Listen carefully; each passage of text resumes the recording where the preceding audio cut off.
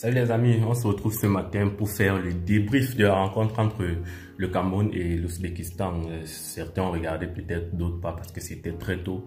Du côté du Cameroun, 7 h du matin, il fallait déjà être debout pour regarder le match.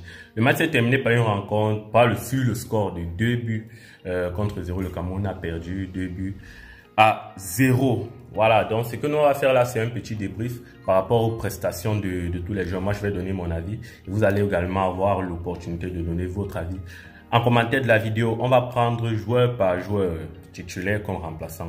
On va d'abord dire que Rigobert Song a opté pour un 3-4-3 avec 3 défenseurs, 4 milieux de terrain, dont les latéraux qui géraient les couloirs et 3 avant-centres. Notamment, le 11 entrant était constitué de Onana, Castelletto, Nkulu et Bossé.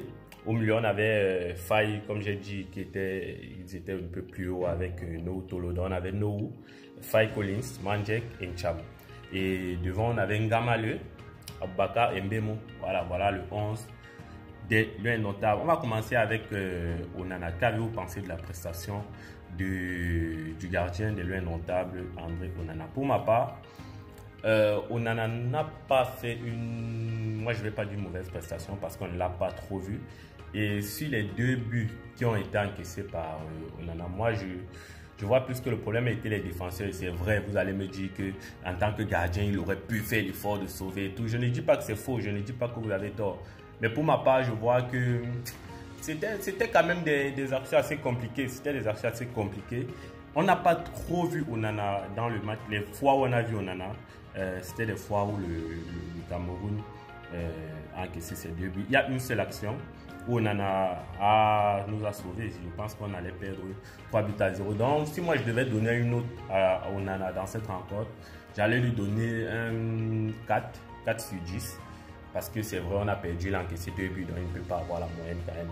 Mais pour ma part, il y a quand même eu pire que Onana dans cette rencontre. On va monter maintenant en défense. On va commencer avec Castelletto. Pour moi, Castelletto, c'est vrai qu'on a connu un Castelletto meilleur. Il n'était pas très en forme aujourd'hui pour moi. Peut-être aussi parce que c'était la première fois qu'il jouait avec Nkulu comme titulaire et Bossé également. Donc je me dis que peut-être il n'arrivait pas à se retrouver, il ne savait pas trop comment se placer parce que d'habitude il est associé à Ngadou. Donc je pense que ça peut être un peu joué dans sa prestation parce que moi je ne l'ai pas trouvé comme d'habitude. Donc pour ma part, je vais lui donner un 5 parce que je mets ça sur le coup du fait qu'il a joué avec des personnes dont il n'avait jamais joué avec auparavant. C'était la première fois qu'il joue avec ces personnes-là. Donc, je lui laisse le bénéfice, du doute à Castelletto dans cette rencontre-là et je vais attendre la prochaine rencontre. On va parler d'un Nkulu maintenant. Quand je parle d'un Nkulu, je ris parce que sur la toile, après la rencontre, beaucoup de personnes ont tiré sur Nicolas Nkulu. Disant qu'il est vieux, les gens avaient raison, qu'on ne devait pas le sélectionner et tout. Pour ma part, dans cette rencontre, qu'est-ce que je peux dire? On va d'abord dire que c'est Nicolas Nkulu qui est à la base c'est lui qui perd le ballon au milieu des terrains quand le Cameroun encaisse le premier but. C'est Nicolas Nkulu qui perd le ballon au milieu du terrain après la touche de, je crois, Nohu qui lui envoie la touche. Il essaye de faire un contrôle bizarre là au milieu. Il tombe, l'arbitre ne siffle pas parce que moi j'ai revu le ralenti, je n'ai pas trouvé qu'il y avait faute. L'arbitre ne siffle pas et vu que c'est lui le défenseur, il n'y a personne derrière. C'est comme ça que ça monte très rapidement et le Cameroun encaisse son premier but. Donc pour moi, Nkulu a été très, je ne sais pas, très faible dans cette rencontre parce que il avait beaucoup de problèmes au niveau de la course déjà. On sent, ça se sent, ça ne ment pas. Ça se sentait directement que Nicolas Nkulu avait un problème de mal dans les jambes. On va dire que Nicolas Nkulu a fait une longue période blessé à Watford avant qu'il ne parte du côté de la Turquie où il est maintenant. Il a fait une longue saison blessé. On se rappelle même, il était au Cameroun ici. Beaucoup de personnes pensaient même déjà que Nicolas Nkulu avait arrêté sa carrière de footballeur, mais c'est parce qu'il n'avait pas de club. Il a fait une longue période. Beaucoup de personnes n'ont même pas compris sa sélection.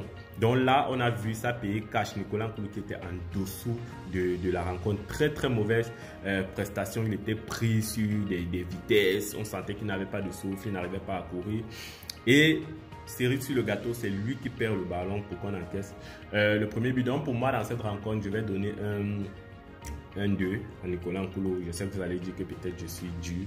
Et je pense qu'en commentaire, il y a des personnes même encore plus dures que moi. Moi, je vais donner un 2 à Nicolas Nkoulou dans cette rencontre parce que pour moi, il a vraiment été... Moi, il m'a déçu.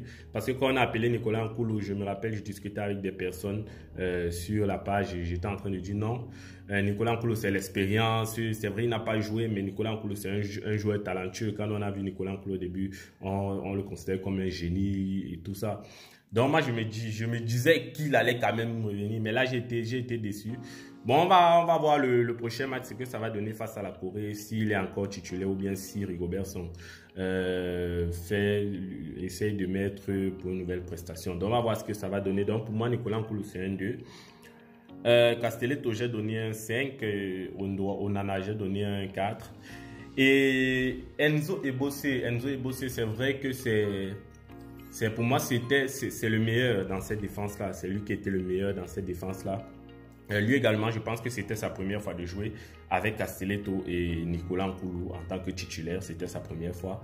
Donc pour moi, ce n'est pas une déception. J'ai quand même vu quelque chose de bien en ce joueur-là. J'ai vu qu'il avait envie, j'ai vu qu'il s'est donné. J'ai vraiment vu que le gars, lui, il jouait sa place au Qatar. Il n'était pas là pour blaguer. Je pense que ça va vraiment faire réfléchir Rigobertson concernant cet axe-là parce qu'il y a un gars d'eux qui n'a pas été appelé, mais que Rigobertson a dit en conférence de presse qu'il n'a pas besoin d'appeler un gars d'eux et Zambanguissa notamment parce qu'ils étaient déjà entre guillemets sélectionnés. Donc, un gars d'eux risque d'arriver. Il y a Ebosse, il y a Nicolas Nkoulou, il y a Castelletto. Comment Rigobertson va gérer cette défense-là? Est-ce que la solution idéale, c'est même le 3-4-3? Vous allez également me dire ça en commentaire. Donc, pour ma part, Ebosse, ses prestations n'étaient pas fameuses, mais c'est lui qui était le meilleur dans cette défense-là. Pour moi, c'était lui. Donc, moi, je vais lui donner également un 5. Un 5, bon 5,5, voilà, parce qu'il était le meilleur, il devait être un peu au-dessus de Castelletto. 5,5 pour Ebosse. On va maintenant monter sur ce qu'on appelle le milieu de terrain. Je mets ça entre griffes parce que on retrouve dans ce milieu de terrain Faye Collins et No Tolo qui notamment font la ligne entre milieu de couloir, latéral, ailier et tout ça. Donc on va prendre Faye Collins. Faye Collins pour moi c'est le gars qui n'a jamais été vraiment en dessous, il n'a jamais fait de mauvaises prestations. Mais je suis un peu déçu au fil du temps par le jeu de Faye Collins parce que Faye Collins c'est vrai, c'est le, comme on dit souvent, c'est le Hemley. Tu sens qu'il se donne pendant toute la rencontre et tout. Il a toujours envie de faire. Mais il y a un truc chez lui qui me dérange un peu. Faye Collins ne sait pas ne sait pas fixer son vis-à-vis. Quand je dis fixer son vis-à-vis, c'est quoi? C'est que lorsqu'il se retrouve en 1 contre 1 avec le latéral adverse, il a toujours tendance à centrer directement. Le gars ne prend pas l'initiative de dire que non, j'essaie un petit pont, j'essaie un peu de faire des passements de jambes. Non, lui c'est direct, il centre. Et je pense que les équipes se préparent, les équipes regardent les matchs de leur adversaire avant les débuts des rencontres. Et je pense que les gars savent déjà ça. Les gars savent déjà ça. Donc du coup, dès qu'il a le ballon, les gars partent attendre. On a vu tout le match. Il faisait des centres, il faisait des centres, il faisait des centres. Mais ça n'aboutissait à rien. Ça n'aboutissait à rien parce que déjà dans la surface, on avait que Vincent Baka, il était pratiquement seul tout le temps parce que Mbemo, lui, il était toujours presque hors de la surface. Ça n'aboutissait à rien. Moi, je me dis qu'il peut un peu essayer d'évoluer son jeu sur ce plan-là. Sinon, au niveau défensif, ça va. C'est vrai qu'avec la fatigue de faire toute la ligne latérale, milieu de couloir, c'est pas évident. Donc moi, je pense que il doit un peu essayer de revoir ce pan dans son jeu, ce côté de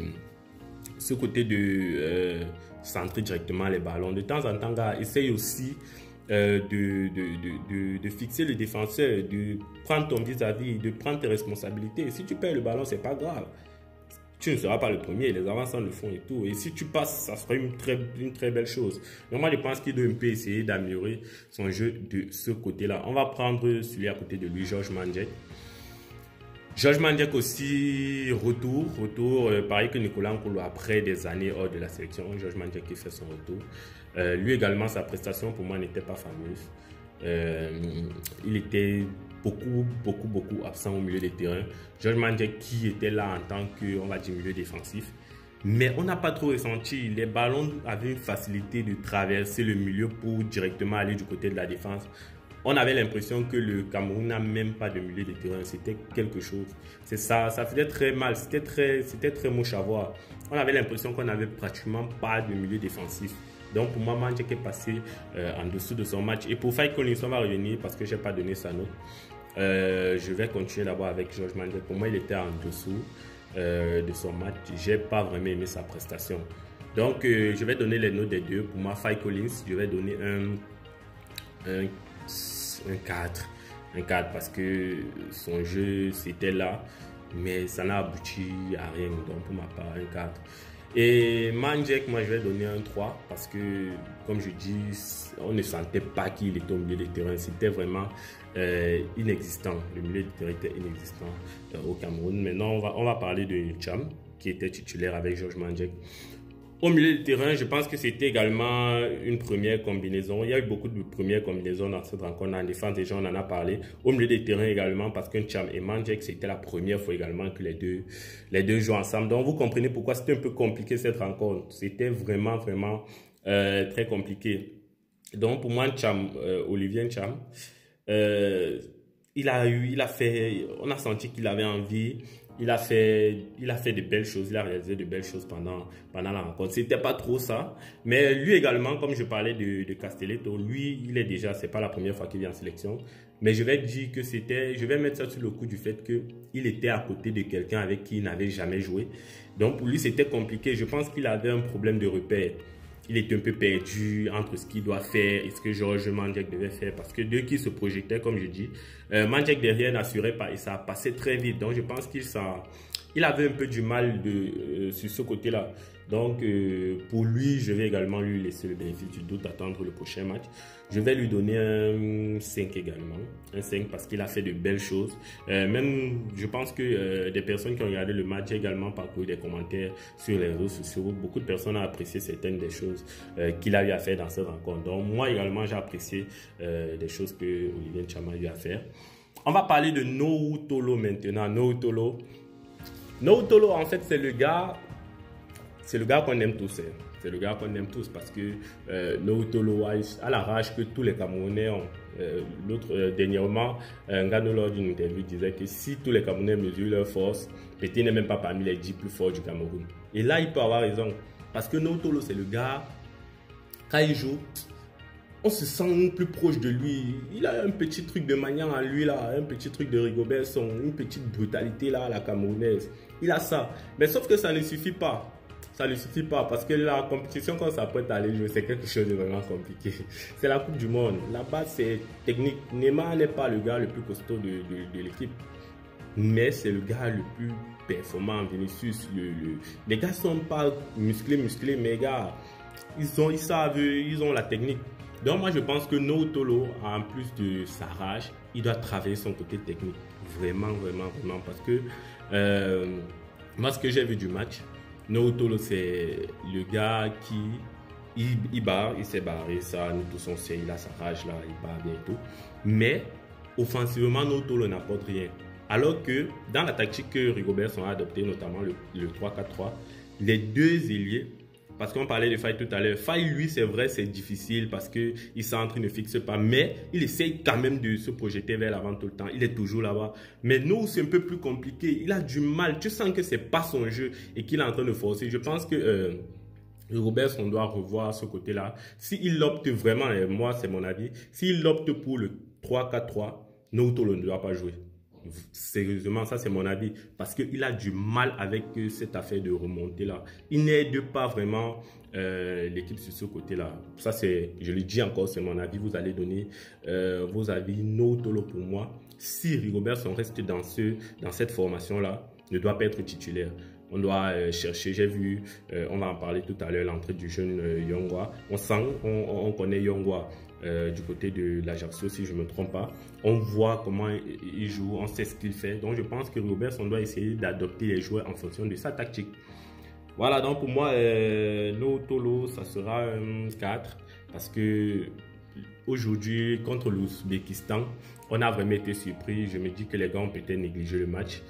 Ça a pété contre l'Ouzbékistan. Je pense qu'on devait plus prouver offensivement que défensivement. On devait plus prouver offensivement que défensivement parce que c'était pas à eux de nous dominer. Moi, je pense que on avait toutes les qualités sur le terrain. Et également, on a vu de très bons joueurs de leur côté. Mais ce match, sur le papier même déjà, il était pour nous. Et je pense que sur le terrain, quand on voyait la qualité individuelle de nos joueurs, on pouvait faire quelque chose. Mais on n'a pas véritablement inquiété cette équipe. Donc pour moi, notre Tolo, ça sera un 4. On va maintenant monter les amis du côté de Mbemo. Mbemo, moi, il m'a fait plaisir. Mbemo m'a fait plaisir. J'ai vu de belles choses. C'est vrai que lui également, c'était sa première avec les lieux notables. Beaucoup de difficultés. On connaît ce que c'est. Des premières, c'est ça. Des fois, tu peux être là, des fois, tu peux être en bas. Et pire encore, quand c'est en club, c'est même une chose. Mais quand c'est en équipe nationale, c'est encore plus difficile parce que tu sais toute la responsabilité qui est sur ton dos. L'équipe nationale, ta famille qui te regarde et tout ça. Donc c'est compliqué, mais moi j'ai vu de belles choses. J'ai vu de belles choses. On sentait l'envie. On a vu des attaques qui prenaient des initiatives. Pour moi, c'est ça. Il prenait des initiatives, il faisait de belles choses. Donc pour moi, Mbemo, son match était pas parfait, mais pour une première, c'était pas mauvais aussi. Donc moi, je vais donner à Mbemo pour moi-même. Pour moi, c'est celui qui m'a fait plaisir dans cette rencontre. Donc pour moi, je vais donner un 6 à Bryan Mbemo, un 6 pour cette rencontre. On va parler de Ngamale. Ngamale, c'est toujours le même problème pour moi. Ngamale, c'est toujours le même problème. Le gars qui a des ballons, tu as l'impression qu'il fait des choses, mais en réalité, il ne fait pas grand-chose. En réalité, il ne fait pas grand-chose parce que Ngamale, le match se termine, tu vas compter le nombre de dribbles parce que c'est un milieu de couloir, c'est un ailier, c'est un attaquant. Tu vas compter le nombre de dribbles, tu vas pas voir grand-chose, mais tu auras l'impression qu'il fait des choses parce que tu vas toujours voir, il a le ballon et tout. Mais en réalité, il ne passe pas, il ne centre pas, il ne tire pas au goal. Pour moi, son jeu est trop stérile. Pour moi, c'est un joueur sur qui je comptais beaucoup au départ parce que je suivais ses prestations à Young Boys. J'aimais ce qu'il faisait. Mais là, moi, je commence à être déçu par Ngamale, sincèrement. Ngamale, je commence à être un peu déçu. Pour moi, c'était aussi l'une des grosses déceptions de cette rencontre avec Nicolas Nkoulou. Ngamale, les mêmes choses. Et aussi, comme je parlais de Nicolas Nkoulou, Ngamale, c'est le gars à Young Boys, il jouait, mais après quelques temps, il a fait beaucoup de temps aussi, il ne jouait pas. On se rappelle même que les dernières minutes du mercato, Young Boys l'avait retiré de la liste de ses équipes, des joueurs sur lesquels il comptait pour la prochaine saison. Aujourd'hui, il est du côté de la Turquie aussi, je crois bien. Et peut-être ça va aller, mais pour le moment, c'est pas trop ça. Le jeu de Ngamale est pareil, ça n'évolue pas. Il court, il ne dribble pas, il ne centre pas. En fait, il n'y a pas cette étincelle-là du milieu de couloir, il n'a pas ça. En tout cas, quand il vit au Cameroun, parce que je pense que du côté de Young Boys, on se rappelle tous du match contre Manchester, il avait fait de belles choses. Mais là, moi, j'ai pas vraiment aimé. Je vais également donner un 3 à Moumi Ngamale dans cette rencontre, un 3. Et on va parler du capitaine de la sélection, Vincent Aboubakar. Vincent Aboubakar également, qui pour moi m'a déçu parce que Aboubakar a eu je me rappelle d'une action d'Aboubakar dans la surface où il pouvait tirer ou donner la passe. Il a préféré porter le ballon. Le défenseur ouzbek l'a seulement accompagné en sortie de touche avec le ballon. Mais Aboubakar, c'est aussi celui qui a causé la plus grosse action de cette rencontre du Cameroun, je crois, la frappe que le gardien repousse, qui prend le gardien, ça revient sur lui, il tire une deuxième fois, ça part en haut de la barre transversale. C'était la plus grosse action de la rencontre côté camerounais. Vous allez me rattraper sur le temps, mais je pense, quand moi je regardais le match, c'était la plus grosse action. C'est l'action sur laquelle on aurait pu obtenir ce but. Moi, j'ai pas trouvé Aboubakar vraiment percutant dans cette défense-là. J'ai pas trouvé qu'il pesait sur les défenseurs. Il était là comme ça. Et j'ai pas vraiment apprécié sa prestation. En tout cas, moi j'ai pas vraiment apprécié sa prestation. Donc Aboubakar également, je vais lui donner un 4 parce que il a eu la plus grosse action du match pour le Cameroun, mais n'a pas vraiment pesé sur la défense ouzbek. On n'a pas senti une seule occasion. Il est sorti presque la fin du match. Il a tiré une seule fois au goal. Pour moi, c'était quelque chose d'assez décevant. Donc, un 4 pour Vincent Aboubakar. On va parler maintenant des remplaçants. Voilà, les remplaçants. On a eu comme remplaçant, je vais regarder là, on a eu Yongwa qui est entré à la place de No Tolo. Yongwa, pas beaucoup de temps, mais on a quand même vu 2 ou 3 accélérations là-bas sur son côté qui nous ont quand même donné espoir. Donc je pense que le prochain match, si Rigobertson essaie de lui donner plus de temps de jeu, on aura le temps, on aura mieux le temps de voir ce qu'il vaut et d'en parler. Donc on ne peut pas vraiment parler de Yongwa ou pire encore lui donner une note parce qu'on n'a pas vraiment vu grand chose. On va parler de Samé, qui également comme Yongwa n'a pas joué beaucoup de temps, mais je crois qu'il y a une action là où Samé redonne une passe à Faye Collins. On a vu 2 ou 3 touches. On ne va pas lui donner lui aussi de notes parce que pas beaucoup de temps de jeu. On n'a pas eu le temps de voir vraiment ce qu'il veut. Et avec de nouveaux coéquipiers, c'est pas évident. Je pense qu'il faut un minimum de temps pour voir les choses. On a également eu l'entrée de Onana Junior. Onana Junior qu'on connaît, très bon milieu de terrain, qui n'a pas également aussi eu le temps de vraiment s'exprimer. Parce que le temps de jeu n'était pas trop ça. Mais on a vu de belles choses qu'il nous a. Il a essayé d'apporter au milieu de terrain. Ça ne passait plus trop. C'était plus trop comme lorsque Mandjek nous laissait passer les ballons là-bas. On va parler de Koundé Malong. Koundé Malong qui est entré à la place de Georges Mandjek. Koundé Malong qui nous a donné la seule frappe après Abaka de la rencontre, qui est passée à côté du poteau. C'était pas cadré, mais c'était quand même. Des fois aussi on veut des milieux de terrain qui tirent, non? Des fois on veut des milieux de terrain qui tirent. Tu es milieu de terrain, tu as les ballons, mais tu ne tires jamais. Comment on va alors marquer? Des fois ça ne peut pas seulement venir des avant-centres. On voit des clubs où tu vois des joueurs des milieux de terrain qui prennent des initiatives, qui accélèrent, qui frappent. Et des fois ça donne, des fois ça donne pas. Mais si on n'essaye pas, à quel moment on va savoir que ça donne? Donc moi j'ai apprécié l'entrée de Koundé Malong. Au milieu des terrains, déjà là, c'était fermé.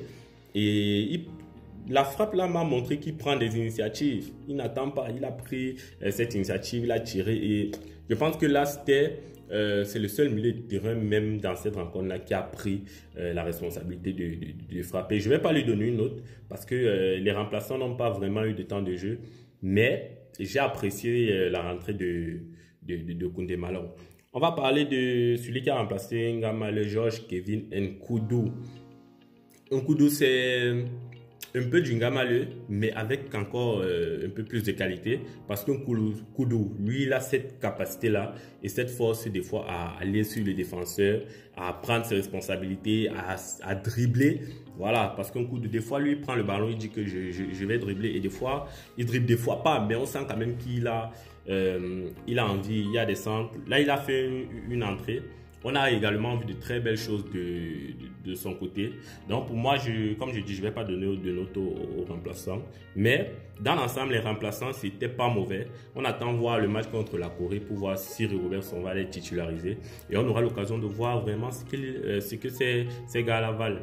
Donc pour moi, c'était ça. Vous allez me dire, vous allez me donner vos notes en commentaire. Je sais que beaucoup d'entre vous sont en train d'attendre le commentaire du président de la FECAFOOT. On va le regarder ensemble et on va attendre le match contre la Corée et on se retrouve ici. Donc les amis, si vous avez apprécié la vidéo, n'hésitez pas à vous abonner et à lâcher un pouce bleu si vous avez apprécié et activer la cloche de notification pour ne manquer aucune de nos prochaines vidéos. Bonne journée.